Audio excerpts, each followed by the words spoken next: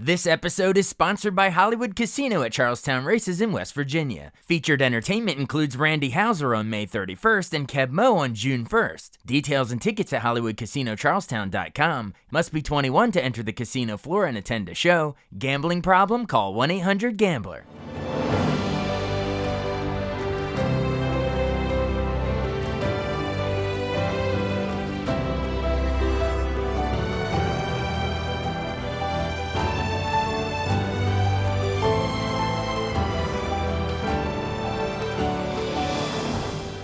Welcome to the newest episode of Beyond the Fame with Jason Fraley. I'm your host, Jason Fraley, picking the brains of the top filmmakers, musicians, and artists of our time. The band BoDeans rocks Ram's Head in Annapolis, Maryland on Wednesday, followed by the Birchmere in Alexandria, Virginia on Friday, and the Tally Ho Theater in Leesburg, Virginia on Sunday. I spoke with frontman Kurt Newman about the band's unique name, its evolution, and of course, its iconic hit, Closer to Free. Hey, Kurt Newman of BoDeans. Hey, thanks for joining us on WTOP in Washington, D.C. Hey, thanks for having me. I'm glad to be here. Yeah, we're talking because the band has a couple gigs in the area coming. It's Ram's Head Annapolis on May 15th, the Birchmere in Alexandria, Virginia on May 17th, and then the Tally Ho Theater in Leesburg, Virginia on May 19th. I assume you're familiar with all three of those local venues, right? I feel like I see your guys' name on the bill a bunch at all those spots. But yeah, any good memories of playing these local venues?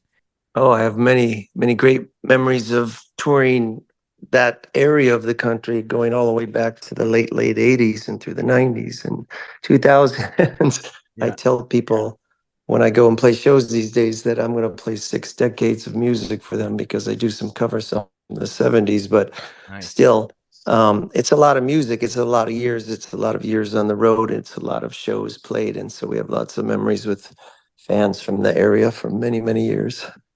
That's awesome. Yeah, and I'm sure there's going to be a lot of repeat, return listeners who've come to your shows before. So, what? Yeah, if they come out to any of those three locations, what can we sort of expect set list wise? Like you say, you play 6 decades, but so I assume it's all the old hits. Is there anything new? I guess was For the Last Time. Yeah. I guess was the most recent one. But anything new you mix in there? Yeah, I've put out another song since then. That was an older song that people had been asking for a long time, called "You Wasted Me," and I put it out on, all the digital social media areas and stuff. Awesome. But yeah, we play that. We play all the way up to the newest release. We play stuff from all the records going. Well, I guess I shouldn't say every record, but I try to hit every one as much as possible. But we certainly hit all the different decades of music. For everybody, we play the favorite sing-alongs that they know, and we try to play some stuff they haven't heard before, and maybe a cover here and there, and just try to mix it up a lot and keep it really, fun and positive feeling. I want people to feel real positive. My message to people these days is, seems like the world's on fire a lot, and so let's get together in a room and sing songs together, because it's a real positive healing process. And so I like to focus on doing that, because I think the world could use a lot more of that these days. Well said. Yes, let's all get together and sing some music. Well, awesome. Yeah. Well, whenever I have someone on, I always love to remind folks how how they got into it to begin with. I know you were born in Milwaukee in '61, right? So wait, does that mean? I guess did you grow up like a Brewers fan? I guess was that before Robin Yount and Paul Molitor? Was that more of like a Raleigh Yeah. Fingers, or who was big then? I don't know. But yeah, I remember Robin Yount. I remember those eras of baseball. I wasn't a baseball fan. My grandmother was. She Right. listened to all the games. But I was born in Milwaukee, and then I was around 9 years old. We moved out to Waukesha. Total cultural shock, but it was good. And then when I was around 20 years old or so, I moved back to Milwaukee and started BoDeans, and the rest is kind of history. But Milwaukee was hometown for me. Oh yeah. Oh, definitely. And well, there was more than beer brewing. There was a cool band brewing there. And how did you come up with the name? Where's BoDeans? I mean, you've probably gotten that one a million times, but I'm always curious. Where's BoDeans come from? Well, for me, BoDeans is kind of a combination of Bo Diddley and James Dean, which were two very cool figures in the 50s. When rock and roll was first coming up and forming, you had these iconic kind of characters of rebellion and cool rock and roll music. And so that's what the name always meant for me. A lot of people associated with Beverly Hillbillies, but I didn't really myself. I have the Bo Diddley, James Dean school of thought. Oh, I like that a lot. Well, Bo Diddley, obviously, legend of early rock and roll, and then James Dean, man. I'm a movie guy, man. I could talk. Are you a Rebel Without a Cause, or are you a East of Eden, or a Giant? I Well, guess those are the only three. when you're 20 years old, you're definitely a rebel without a cause, and that's if you're 20 years old and you're starting a rock band, that's definitely what you are. You're not taking the safe road to anything. You're doing something pretty radical. And so Yeah. it was very fitting for me for what year I was doing at 20 years old. Absolutely. Well, then the band comes together, and I guess that first album, Love and Hope and Sex and Dreams, that's a very James Dean idea.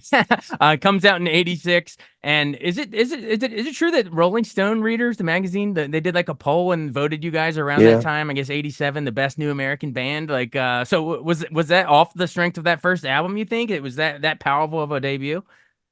Yeah, I think so. I mean, we got a lot of airplay and a lot of news articles and stuff about us. I think a lot of people were curious. They'd come out to our shows, and BoDeans shows have always been pretty high energy shows. We're not really like toe gazer type band where you just play these mellow songs. And I'm not saying that's bad necessarily. I'm just trying to say that's never what we were. We've always been pretty high energy show and big songs and stuff. And so that's what we still do, but that's what we were back then. And I think people really dug what we were doing. It was very different from the music that was going on at the time because it was very much the glam, hard, heavy rock kind of, MTV video bands or new wave. And then all of a sudden we were like playing this kind of raw Americana music. So it was really new for the time. And I think it really caught people the right way and they just liked it. And it's not the type of thing you can plan on. It just kind of happens on its own and you just try to ride along with it. Absolutely. I'd love to talk after that first one. I'd love to talk about still that pre closer to free era because we can get to that in a Yeah. second. But like I want to know about sort of your evolution working with sort of different producers and because I know the second album was Outside Looking In. That was produced by Jerry Harrison of Talking Heads, and then by the third one it was more of a Jim Scott production, and then that was Home.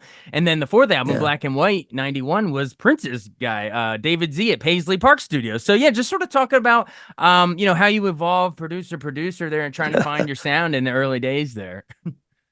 Well, our real pick of producers was always T-Bone. We always really loved him. But we used on the first record. And the second record, you have all this critical acclaim, but the record company wants to get you on the radio, which is a whole nother ball game. And so Jerry Harrison was from our hometown of Milwaukee. So he was, we had a little bit of a connection with him and he had lots of experience in the studio. So we went and just, tried to get something that was still going to be our sound, but something that was playable on the radio, which I think Outside Looking In really is.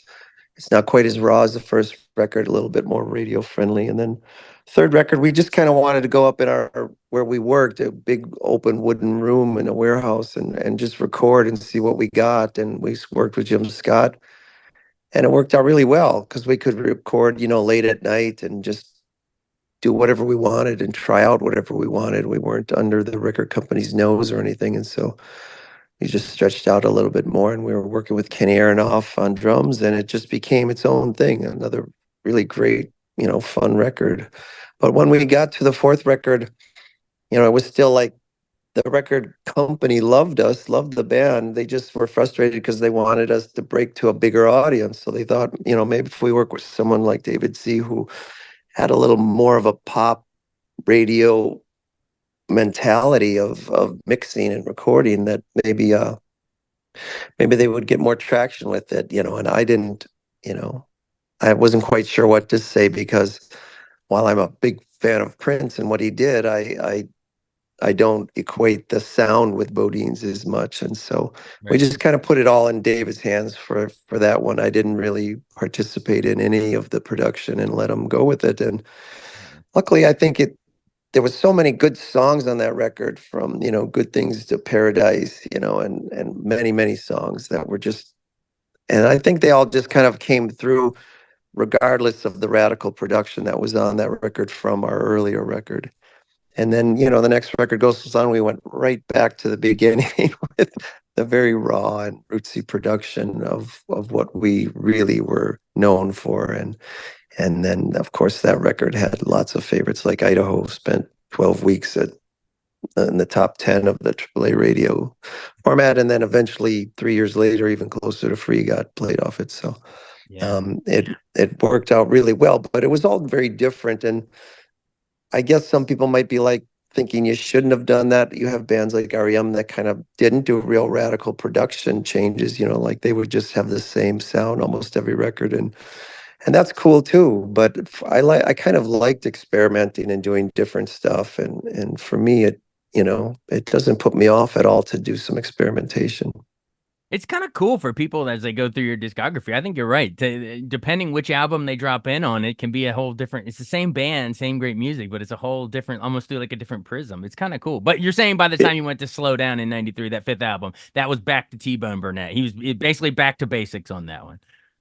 Yeah, well, had produced it kind of ourselves, but we brought in T-Bone as an executive producer to just kind of oversee it all, because a lot of times we'd record a bunch of music that would be like, we don't know what we got or don't got. So T-Bone would be fresh ears for us he would kind of parse through it and be like, well, this is good and this is great and you should get rid of this. I always trusted him for that. And so, once again, we went back to our roots, and I think it worked out really well. And from then on, we tried to not get too far away from that and just kind of focus on good songwriting and try to get a good performance in the studio. And it's been pretty no frills, kind of production, but just try to make it sound good. Awesome. Well, I do have to ask at least one about Closer to Free because that's your biggest hit, obviously. And when people see your name on these bills for these shows, a lot of them will probably turn out just, oh, yeah, that's the first song they heard of you or whatever. But yeah, memories of putting it together. Obviously, you chose it for the lead-in track long before it was, the Party of Five theme on TV. But yeah, it was good enough you wanted to lead the album with it. So yeah, what memories of just putting it together?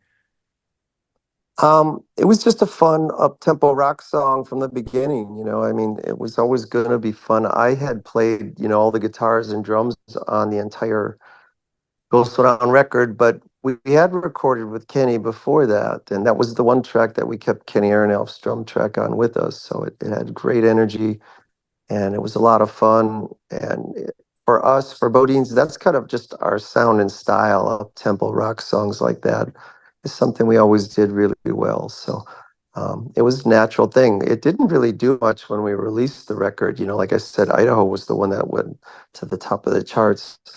Um, Closer to Free didn't really get played, but years later, when they were testing it for the TV show theme, that then all of a sudden, the TV companies put a lot of money behind making something out of it, and then it became, they played it on CHR radio, and then it got played everywhere.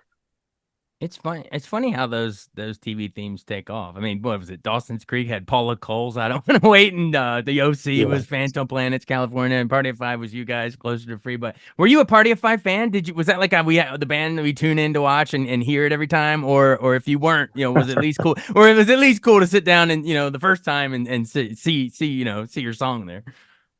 I was not like a fan. I mean, I didn't know the show is what I should say. Yeah. I didn't like watch it. I'm not a big TV guy. Right. I get frustrated just sitting. I'm more of a find something to do person. So I can't say that, but it's always good when somebody wants to use your music for something. Anywhere. Like years later, I did all this music for the Netflix show, The Ranch, and it was the same thing of just you find some kind of avenue that you can get a bunch of music out on, and it's a great thing, because that's what you want. You just want your music to be heard and people to like it and sing along. Awesome. Awesome. Yeah, that was Sam Elliott was in that, right? Yeah, Yeah. yeah. Yeah, you had a couple songs in The Wizard a couple years earlier from home. So yeah, you've been popping up on movies and stuff. Tell me a little bit about some of the solo stuff in between there, because I know BoDeans kept going. Obviously, you're still playing, but you did a cool cover of Atlantic City, the Springsteen song. Didn't you do that at some Yeah. point? Yeah.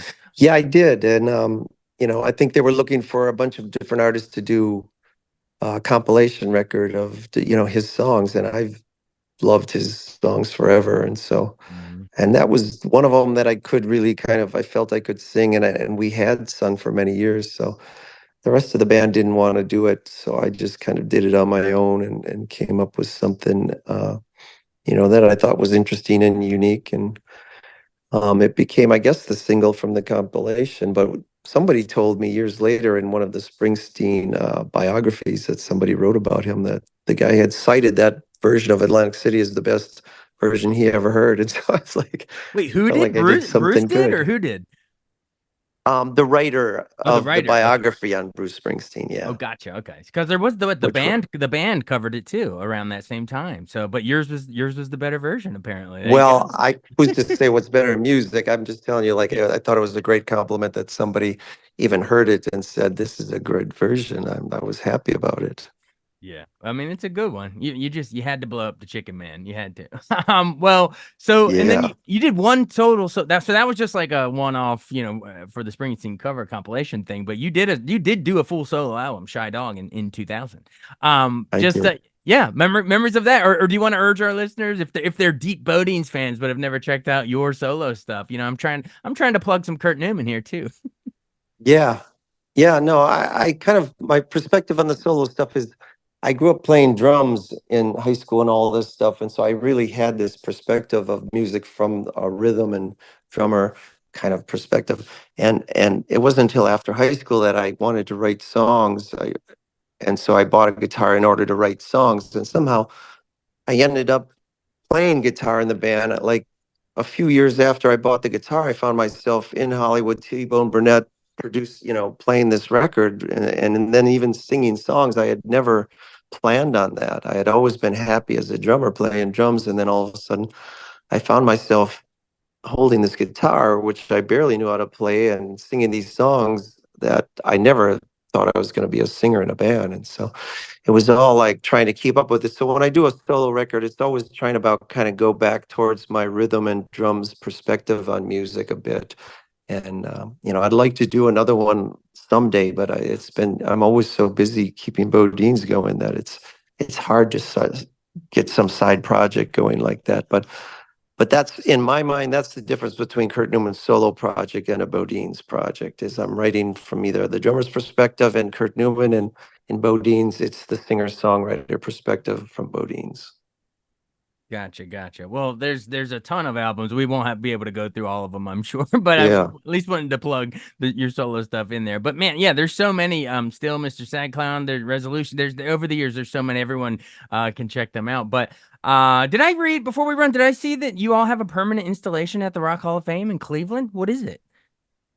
Yeah, well, there's an installation about Midwestern rock bands, I guess, and we're one of those bands that they're in the installation. So yeah, we've been in there for God a long time now. I think 10, 12 years or so of having our stuff in the Rock and Roll Hall of Fame. And as a band, music artist, whatever, it's flattering that you would ever get anything in the Rock and Roll Hall of Fame. You go there and you look at all these Jimi Hendrix, Rolling Stones, when everybody bands that are in there, and you're just like, wow, somebody heard my music and put a guitar of mine and some lyrics up as well. That's quite a big compliment. Absolutely, yeah. I mean, what are we in now? 2024. So yeah, if you guys started in 1986, gosh, we're almost coming up on almost 40 years. So yeah, they better put at least something in the Rock Hall, an exhibit or something. That's cool. There's plenty of bands who've been playing a long lifetime of music that probably don't, and so I'm just saying it's like the fact that somebody did notice you and put your stuff in there. That's a great compliment. That's really really cool. And of course, lineups change over the years. But you want to plug the current guys who is out there with you right now? Yeah, well, Stefano Telesano plays keyboards and accordion with me. He's been with me quite a long time now, about 10 years. And then I have Brian Ferguson playing drums with me, and James Hurtless is playing bass guitar with me, and I'm playing guitar and vocals. And it's a four-piece, but we have everybody else singing along with us, so it gets to be a nice big full sound. Love it, love it. Well, we can't wait to hear the nice big full sound at these gigs. Let me plug all three again. It's BoDeans at Rams Head Annapolis, May 15th. The Birchmere in Alexandria, Virginia, May 17th. And for some reason, if you missed those two, you can also see them in Leesburg, Virginia at the Tally Ho on May 19th. Thanks so much for joining us. I really, really appreciate it. Again, there's so many albums we could have gotten to. Oh, We didn't have yeah. time, but but Yeah, no, it would take many hours to talk about like the history of the last 40 years. It's yeah, it's a big deal. I hopefully can get some documentary done on it someday because there's a lot of stories to tell. And I don't even remember how to talk about them all until people start asking me questions. And then I go off and talk for 20 minutes at a time. Well, we appreciate this particular 20 minutes at a time. We appreciate it. Oh, I appreciate you guys talking about it. It's when we come all the way out to the East Coast or something like that, just to have people mention that you're coming out and playing shows, it's a great thing. I appreciate that. Awesome, cool. Well, everybody go check them out. BoDeans, they're still rocking and rolling there. So yes, we'll look forward to seeing you. Yeah. All right. Thanks, guys. Come on out, sing along. All right, sounds good. See ya. Bye. Thanks so much for listening to Beyond the Fame with Jason Fraley. Our theme music is Scott Buckley's Clarion. Remember to give us a 5-star rating if you like what you hear. We'll see you next time.